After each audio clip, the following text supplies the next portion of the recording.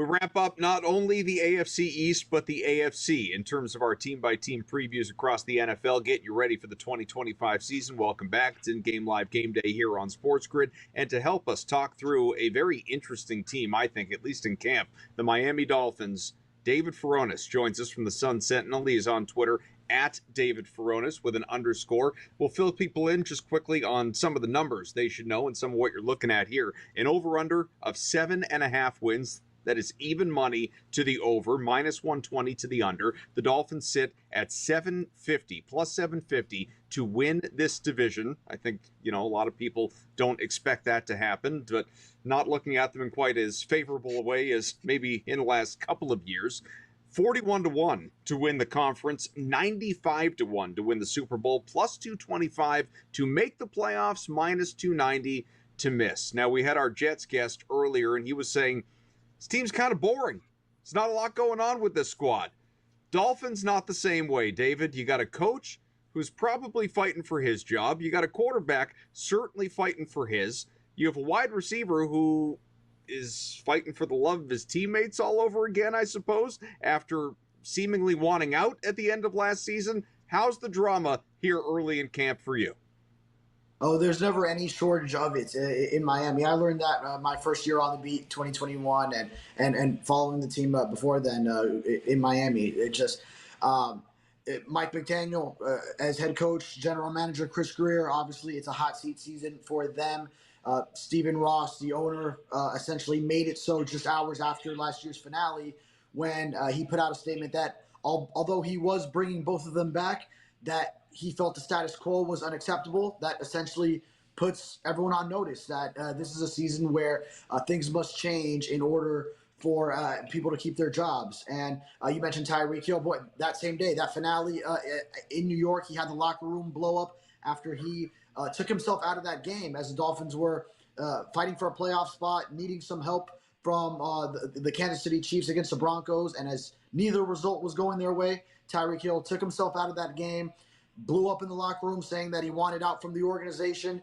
And ever since then, he's now this training camp trying to rebuild that relationship, as quarterback Tua Tagovailoa told us early in camp. And it's something that's not just forgotten and forgiven over. It doesn't happen overnight. It doesn't happen over one off season. It's something that he'll have to build on through camp and going into this season. David, for me, looking at the Mike McDaniel era there in Miami leaves me, asking questions. And I remember when he first came in, you had Tyreek Hill and you had Jalen Waddle and Tua, and, they had some explosive performances. Then you had the 11-win season. But the fact is, it's been very mediocre. The average number of wins under McDaniel has been 9. The season win total this year is 8.5. They're expecting more of the same. And I don't know what the identity is. It was that electric offense for a minute. Then they had the pass rush. That seems like it's still pretty good. Now they've lost a lot of players on the offensive line. Hard knocks. We got to kind of get inside the locker room with this team and learn about them. But I just don't feel like this team has an identity. I don't know what direction they're headed. What do you see in camp? Where are they going? What are they trying to establish? I guess I'll go offense and defense. With the offense, yes, you want to get back to getting the ball down the field to Tyreek Hill and Jalen Waddle. And opponents know that. So they're going to play the two high shells, try to take that speedy wide receiver duo out of the game. And the Dolphins last year, they didn't have the same run game efficiency to make opposing defenses respect them in the run game. So that's one way they can work their way out of those coverages is if you earn it on the ground, then make defenses respect the ground game. That could probably open up some things for Tyreek Hill and Jalen Waddle again. And defensively, well, the secondary is a huge question mark after they had to trade Jalen Ramsey, release Kendall Fuller. Those were the two starting corners last year. Now Kader Kohu, who was the nickel, he is now out for season because he injured his knee early in training camp. So they did get Minkah Fitzpatrick at safety back. Of course, they had him as the 2018 first-rounder. Traded him to Pittsburgh in 2019 under Brian Flores then. And then now he's back in that movement that sent Jalen Ramsey and Jonnu Smith, the tight end, to Pittsburgh. So you're going to need him on the back end to mask some of those deficiencies at cornerback. as you have a young group and some newcomers in Jack Jones and Mike Hilton that are trying to find their way within a month's time before the season. And you're going to need that pass rush that you talked about. They do have a strong front seven, but if you get the trio of Chop Robinson going into year 2, Jalen Phillips and Bradley Chubb coming back from their season-ending injury deals that they've had with their knee issues, then if you get that pass rush going, that can maybe help the coverage on the back end. Yeah, what makes this team, David, a little tough to have any confidence in, really, you know, Brady alluded to, obviously, McDaniel and things kind of going backwards. He comes in as this, like, boy wonder, offensive guru, genius, all of this stuff. And, you know, we see 110-win season, 0-2 in the playoffs, coming off the first losing season, 8-9 year. And I think the thing that, you know, I talked about it so much throughout last year, it just screams is, if he doesn't have Tua, who, by the way, I don't even think is an elite quarterback, when he doesn't have Tua, things go to hell real fast. Snoop Huntley is not good. He's not there anymore. Skylar Johnson, Thompson, same deal. Like, they couldn't do anything with those guys. But behind Tua now, you've got Zach Wilson and Quinn Ewers. So, again, doesn't inspire a whole lot of confidence if Tua gets hurt. And this is not a guy you can count on to be healthy. You can't count on Jalen Waddle to stay healthy. You know, Tyreek Hill, is he going to have another blow up? You mentioned Jonnu Smith is gone. He was the only guy who was a reliable contributor last year. So what does McDaniel do if he runs into another offensive setback? Boy, yeah. Well, Tua missed 6 games last year. 2023, he had his first healthy season. So you finally just felt like, okay, maybe he's setting that behind him. But injury bug bites him again. Concussion protocol last year sets him out for 4 games. Another 2 at the end of the season for a hip ailment. So he's back from that now, and the backup quarterback decision was one that had everyone's attention. It was the big focus on the Dolphins offseason, because if you have another slip-up for a team that's trying to contend into his health, then you need that reliable backup. And it's one that they chose Zach Wilson. That was their targeted choice, and it'll be a decision that is heavily criticized in the event where Tua gets hurt again. David Furones hanging with us from the Sun Sentinel. We're looking ahead to the 2025 Miami Dolphins season. I know we lost some of what you were saying there just before we had to hit the break, but for anyone joining us now, what I had asked you about was, you know, in brief, because I ramble a little bit, was, you know, this backup quarterback situation, and can this Dolphins team afford another Tua injury, essentially, and McDaniel not being able to scheme anything up when he doesn't have Tua Tagovailoa at his disposal. And so they've turned things over. Zach Wilson's there. Quinn Ewers obviously has come aboard as well. And you were talking about how this was a decision that was really under the microscope in the offseason. So now that Wilson is there, what's the confidence level in him? Yeah, if the Dolphins are in the position where Tua goes down again and it's Wilson who has to come in, then they leave themselves exposed to potential heavy criticism, because he was their direct calculated target as a free agent backup quarterback for a signing that was, like you said, under a microscope. Everyone knew the Dolphins had to really nail this backup quarterback signing, because Tua, let's face it, he has this injury history. He's been injury plagued throughout his career, not reliable to play a full season. He's only done that once in his career thus far. So a lot of people expected a more proven veteran backup, and maybe like a Jimmy Garoppolo, a Joe Flacco, someone along those lines. So it kind of stunned a lot of people when Zach Wilson was the choice, who's still more of a project. Obviously, Mike McDaniel sees some tools in his raw, whether it's his arm talent, mobility, those kind of things, but still not proven in this league. And I think the Dolphins, they could have done better with a more proven veteran backup. They went still with a guy who's a project. And Quinn Ewers, they grab him in the 7th round of the draft. So he's shown some flashes in camp. Still, that's against third-team defenders and this and that. So Zach Wilson is their number 2 quarterback, but Quinn Ewers also trying to bring him along as well. David, you mentioned that a lot rides on this running game, and if the running game is successful, that'll open up a lot of things for this offense, getting back on track and doing some of the things that we've seen them be very good at in the past. The running game took a big step back last season. Now they no longer have Raheem Mostert. Jeff Wilson is no longer there. The offensive line was not very good last year. They've had some turnover. Can this running game be great? And I believe a lot of it has to do with the offensive line. Is the offensive line going to be good enough to help make it happen? Yeah, and it was a huge point of emphasis this offseason. The biggest free agent contract that the Dolphins did dish out in an offseason where they were pretty frugal and didn't go out doing any big spending. It was to James Daniels, former Pittsburgh Steelers guard, coming off an Achilles tear, but he's been back at training camp and ramping up his practice participation as he's gotten back into the swing of things. And then they traded up in the second round for a rookie guard out of Arizona that they really liked, Jonah Savaiinaya. So trying to upgrade at both guard spots, where last year they had Liam Eichenberg and Robert Jones. So you expect that that's going to be a big upgrade there. Aaron Brewer's back at center. He was one of the more reliable offensive linemen. Teron Armstead, of course, the left tackle, did retire. So now they're bringing along Patrick Paul, a 2024 second-round pick, who they really liked and who has stood out very well at camp. Always had the raw tools with his size and athleticism.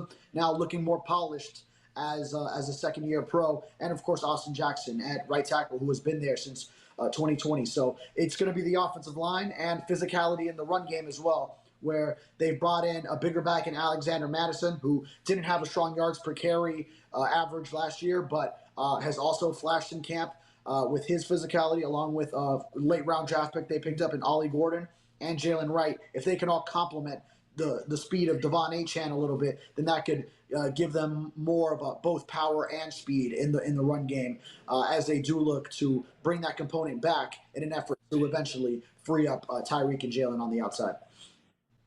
Well, like you said, the offensive line was a point of emphasis in the offseason, but it's also kind of a mess, right? Or at least a giant unknown in that there are only two guys, I was reading this, only two guys that in their careers have played north of 1,000 career snaps. And so there are all these puzzle pieces that you want to try and figure out, including it's not just the run game, it's keeping Tua safe. There's an extensive concussion history here that has people wanting him to retire quickly before the break. I mean, how much of a concern is that, just keeping Tua upright? Yeah, well, your most veteran of the group, who has been with the Dolphins alongside Austin Jackson, is protecting his blind side, right tackle for the left-handed throwing quarterback. But, yeah, it's a question mark at left tackle, very raw, left side of the line, really, with both the rookie, Jonas Savaiinaya, and Patrick Paul at left tackle. So that's something to key in on, is the left side. Just a little bit more with David Furones when we come on back, explore some of this Tyreek Hill drama and what we can expect in the new season.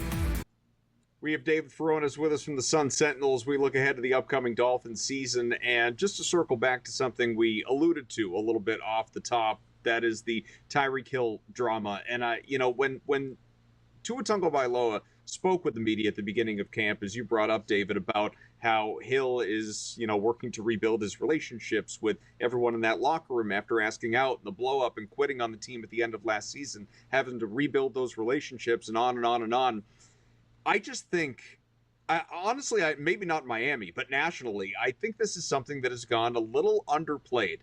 I think that when you have a quarterback come out and make such strong statements about a superstar wide receiver like Tyreek Hill, I don't see how that ends well for anybody. And I don't fault Tua, pardon me, for saying it. I just think that it speaks to how bad it is probably behind closed doors that he even has to air that out in the media at all. So I don't know. Does Hill even make it through the season with Miami, or does this thing come to a head maybe by the trade deadline? Yeah, well, everyone thought early in the offseason, as soon as Hill was asking out, well, you got to trade him and this and that. And his contract was really untradeable, especially coming off of this past season where he did not even have 1,000 receiving yards. This is a guy who in years past would always have 2K as his goal, and he didn't even hit half of that. As an aging receiver who is reliant on speed, then that's something as you get to the wrong side of 30, then teams aren't going to be looking to invest in, especially not big money. So for Tua, I thought that was really a grown man move from him. I don't think we would have ever seen that in years past. I mean, could you imagine the first year when Tyreek Hill was superstar, Pro Bowl, All-Pro every year, coming from the Chiefs, and Tua was going into his third season, Tua would have never countered Tyreek in that way or called him out for anything. So I think that really spoke to leadership that we're starting to see from Tua. And Tyreek, so far, to his credit in camp, he's taken it on the chin. When he came back and spoke to reporters the first time afterward, he took to his words. He said he needed to hear it. So I think he's trying to reverse course on how he behaves in the locker room. But it's got to be the actions that come and not just empty words, which even then, in the same press conference, then you still had him calling out Mike McDaniel for last year running VonAchane out there on so many goal line or short yardage situations. So there was a different way he definitely could have gone about that instead of seeming very critical of his head coach and some of his play calling and personnel decisions. Although that is something that everyone who watches Dolphins football has been clamoring for, is put a more physical back in on short yardage and not your small speedster in those situations. David, I think you've done a great job with us painting a picture about what's going on here in Dolphins camp and what this team is trying to do, what they've been through, the losses of personnel in the secondary and, the shortcomings in this area and that area and where they can be strong and what direction they want to try and head. Ultimately, if you're a betting man, can this team get to 9 wins, or are you going to go under 8.5 for their season win total? Which is your gut feeling on how the outcome's going to be in 2025 for the Miami Dolphins? Okay, my season prediction, I would actually have them going 9-8. I think they're going to get to Week 18, probably needing some help to get in, and it's going to be one of those scenarios. And I would think just out of the playoffs. Or if things fall their way with whatever help they end up needing, then maybe they do get in. So that's what I got. I'm saying 9-8. It's going to look a lot like last season. Injuries always pop up. So, yeah, on paper, if everyone's healthy and if Tua plays a full season, then there's potential that they do better. But you always got to factor in that Tua will miss some time and probably a lot of other key players, and all in all, I see them just right back to where they were at the end of last season. David, as a Patriots fan, I found it shocking what I saw last year out of Jonnu Smith. I didn't know that was still possible, quite frankly, but he was awesome. He was terrific for the Miami Dolphins. Again, really the most reliable, at least pass catcher. I don't know, maybe not pass catcher. Maybe that's not fair to some of the production they got out of the backfield, but certainly more reliable than any of the wide receivers. Thing is, he's gone now. He's a Steeler. And so it's Darren Waller, who's out of retirement. Mike McDaniel said he's in great shape. He's not in football shape. Certainly his best years are behind him. So how much is this team, maybe Tua specifically, or McDaniel's scheme, or just this offense, going to miss Jonnu Smith, and what are reasonable expectations out of Darren Waller now? Well, I think the Dolphins were making a statement when they decided not to pay him and let him go pursue a new deal with another team and trade him, where they were saying, you had that production because of defensive attention going to Tyreek Hill and Jalen Waddle, and that's why things were open for you. So that's kind of the statement they made in not paying him. Credit to Chris Greer for the contract that he did get Jonnu Smith on after he was released. So getting him on the cheap and then finding that you can incorporate a pass-catching tight end, something the Dolphins hadn't really done well in the Mike McDaniel era. Couldn't maximize Mike Gesicki's time where he was intertwined with Mike McDaniel. So that didn't work so well. Jonnu Smith, similarly, not a big blocking tight end, but a guy who can catch passes from the position. So they did figure out how to work the tight end into that offense. But ultimately, they said, okay, you got that because defenses are honing in on Tyreek Hill and Jalen Waddle. We don't think we need to pay you big bucks. And the Steelers were willing to triple his previous salary. And good for Jonnu Smith, who now hitting 30 and at this stage in his career, finally having a Pro Bowl season, now gets duly compensated where he needed to get his money too. So you understand it from both sides. David Furones, again, does a great job, as you can tell, covering the Dolphins for the Sun Sentinel. He is on Twitter at David Furones with an underscore. David, we thank you so much for hopping on with us. I'm sure we'll bug you as we get into the season. Hopefully not too much more drama here in camp. No, it's always drama in Miami, so don't count. All right, David, thanks a lot. We'll let you go here. We'll continue the conversation, Brady and I. And, well, obviously a lot of great information there, Brady, from David about expectations for this team and some of the giant question marks, quite frankly, they have. And that's the thing that I can't get past. We were talking about the New York Jets earlier, and do I think the Jets are going to be a good team? I don't, but I feel like at least we know what we're getting. This Dolphins team, I feel like, is littered with questions going into the year. I don't think I want to bet them at all in any way, shape, or form. Yeah, I would agree with you. I think both teams are very vague to me as far as what kind of feeling I have about them. And I kind of expressed that to David.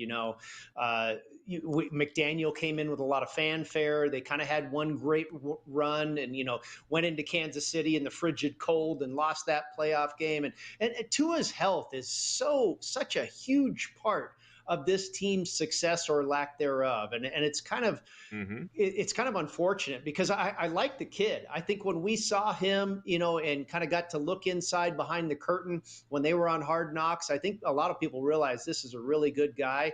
And if you, like I said earlier, if you just look at his win-loss record when he's healthy, he's done very, very well for this team. But, he just hasn't played a whole lot. And so I hope he's healthy. I think their season, rides on that. But I'm with you. I don't know which way this team is going to go. I do feel a little bit more confident about the Jets, at least kind of knowing where they are. And I'd probably be inclined to bet over their season win total. With Miami, it seems to all depend on Tua's health.